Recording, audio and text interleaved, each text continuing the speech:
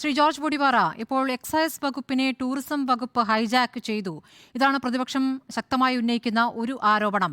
അതിലെന്തെങ്കിലും വാസ്തവമുള്ളതായി താങ്കൾക്ക് തോന്നുന്നുണ്ടോ? ഈ യോഗം വിളിക്കലൊക്കെ ഈ രണ്ട് വകുപ്പുകളും പരസ്പരം ചേർന്ന് നിൽക്കുന്ന വകുപ്പുകളാണ് ചില കാര്യങ്ങളിലെങ്കിലും. അപ്പോൾ ഈ മദ്യനയം ആലോചിക്കാൻ ടൂറിസം വകുപ്പ് യോഗം ചേർന്നു എന്നിടത്താണ് ആ ചോദ്യം ഉയരുന്നത്. ആ രൂപത്തിൽ യോഗം ചേർന്നതായി താങ്കൾക്ക് തോന്നുന്നുണ്ടോ? സ്മൃതി, അതിനകത്ത് നമുക്ക് വളരെ കൃത്യമായിട്ട് മനസ്സിലാക്കാവുന്ന ഒരു കാര്യമുണ്ടല്ലോ.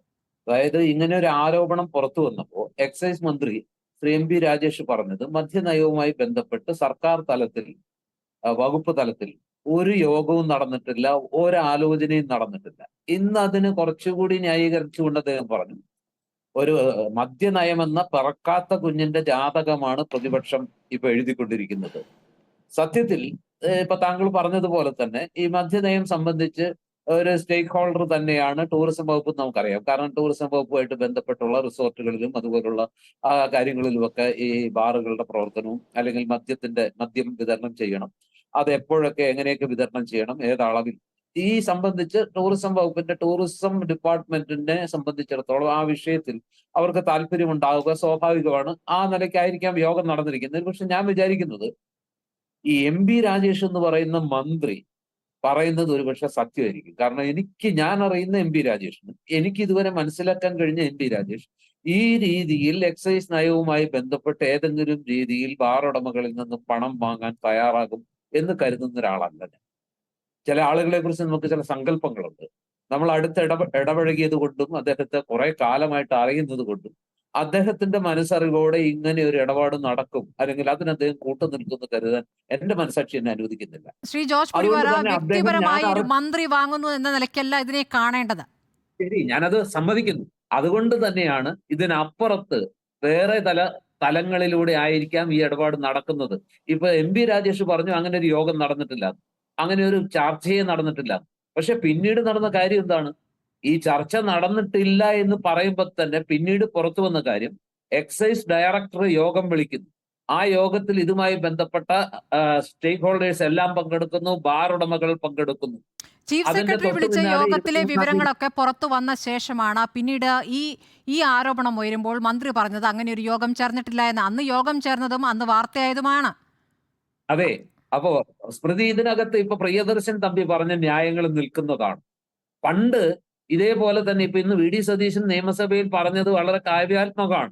അതായത് കാലം കണക്ക് ചോദിക്കുമെന്ന് മാണി സാറിന്, അല്ലെങ്കിൽ കെ എം മാണിയെ കുറിച്ച് അന്ന് ബാർക്കോഴ ആരോപണം ഉണ്ടായപ്പോൾ അദ്ദേഹം പറഞ്ഞിട്ടുള്ളതാണ്. ഇപ്പൊ വീണ്ടും കുറെ കൂടി ഇപ്പൊ അത് തിരിച്ചു വരികയാണ്. കാലത്തിന്റെ കാവ്യനീതി എന്ന് വേണമെങ്കിൽ നമുക്ക് പോയറ്റിക് ആയിട്ട് വിശേഷിപ്പിക്കാം.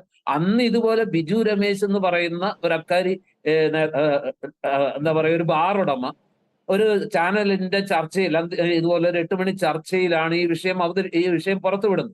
അപ്പൊ അന്ന് ഈ വിഷയം പുറത്തു വിട്ടപ്പോഴും ഇതേ ബാർ ഉടമകളുടെ സംഘടന പറഞ്ഞത് എന്താ?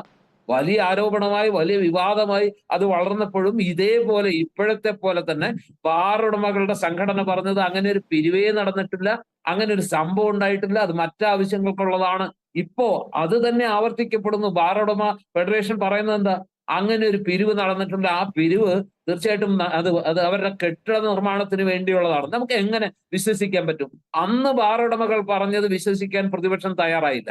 ഇന്നിപ്പോ അതേ ബാർ ഉടമകളുടെ സംഘടന പറയുന്നത് പ്രതിപക്ഷത്തിന് വേദവാക്യായി, അല്ലെങ്കിൽ ഭരണപക്ഷത്തിന് വേദവാക്യായി മാറുന്നു. അതെങ്ങനെയാണ് അതിനെ ന്യായീകരിക്കാൻ കഴിയുക? മാത്രമല്ല, ഇതിനകത്ത് ക്രൈംബ്രാഞ്ച് അന്വേഷിച്ചിട്ട് വല്ല കാര്യമുണ്ടോ? ഇത് യഥാർത്ഥത്തിൽ ഒരു അഴിമതിയാണ്. ആ അനിമോന്റെ മൊഴി, അദ്ദേഹത്തിന്റെ ശബ്ദരേഖ നിഷ്പക്ഷമായിട്ട് വിലയിരുത്തിയാൽ സ്മൃതിക്കും എനിക്കും, നമ്മൾ ഈ മാധ്യമ പ്രവർത്തകർക്കൊക്കെ ചിലതൊക്കെ കേൾക്കുമ്പോൾ ചിലതൊക്കെ കൃത്യമായിട്ട് മനസ്സിലാക്കാനുള്ള ഒരു ആറാം ഇന്ദ്രിയം ഉണ്ടല്ലോ നമുക്ക്. എന്താണ് കള്ളം, എന്താണ് എന്താ പറയാ, കൽപ്പിച്ചു കൂട്ടി പറയുന്നത്, അല്ലെങ്കിൽ ബോധപൂർവമായിട്ടുള്ള ഒരു സംഗതി നമുക്കത് മനസ്സിലാക്കാൻ പറ്റും. ആ ശബ്ദ സന്ദേശം കേൾക്കുമ്പോൾ അദ്ദേഹം അതിനകത്ത് പറയുന്നത് എന്താ? നമുക്ക് വേണ്ടി ആരും ഒന്നും ചെയ്തു തരില്ല, അങ്ങോട്ട് കൊടുക്കാതെ, നമ്മൾ ചെയ്യേണ്ടത് ചെയ്യാതെ നമുക്കറിയാമല്ലോ, ഈ മേഖല എന്ന് പറയുന്നത് കൊടുക്കൽ വാങ്ങലിൻ്റെതാണ്. ആരും വെറുതെ ഒന്നും കൊടുക്കില്ല, ആർക്കും വെറുതെ ഒന്നും കിട്ടുകയില്ല. അപ്പൊ സ്വാഭാവികമായിട്ടും അതിനകത്ത് ആ ശബ്ദരേഖ വിശ്വസിക്കാനുള്ള എല്ലാ ന്യായങ്ങളും ഉണ്ട്. കാരണം അത് അങ്ങനെയാണ് ആ ശബ്ദരേഖ. പിന്നീട് അനിമോൻ മലക്കം പറഞ്ഞതൊക്കെ ഏത് സാഹചര്യത്തിലാകും, എന്തുകൊണ്ടാകും എന്ന് നമുക്ക് മനസ്സിലാക്കാവുന്നതേ ഉള്ളൂ. പലതരം സമ്മർദ്ദങ്ങൾ, രാഷ്ട്രീയ സമ്മർദ്ദങ്ങൾ, സംഘടനയുടെ സമ്മർദ്ദങ്ങൾ ഇതെല്ലാം ചേരുമ്പോൾ അനിമോനെ പോലെ ഒരാൾക്ക് പിടിച്ചു നിൽക്കാൻ ബുദ്ധിമുട്ടാണ്. മലക്കം പറയുന്നതാണ് കുറെ കൂടി അദ്ദേഹത്തിന്റെ സർവൈവലിന് എളുപ്പം എന്നുള്ളത് കൊണ്ട് അനിമോൻ ഒരുപക്ഷെ ആരോപണങ്ങളിൽ മലക്കം പറഞ്ഞ് അദ്ദേഹം എന്താ പറയാ ആരോപണങ്ങളെ തള്ളിക്കളയും. പക്ഷെ ഇതുകൊണ്ടൊന്നും നമുക്ക് മനസ്സിലാക്കാൻ കഴിയുന്ന ഒരു കാര്യം, ഇതിനകത്ത് സംതിങ് റോങ് സംവെയർ. ഡെൻമാർക്കിൽ എന്തോ ചീഞ്ഞ് നാറുന്നുണ്ട്. അതിൽ യാതൊരു സംശയം.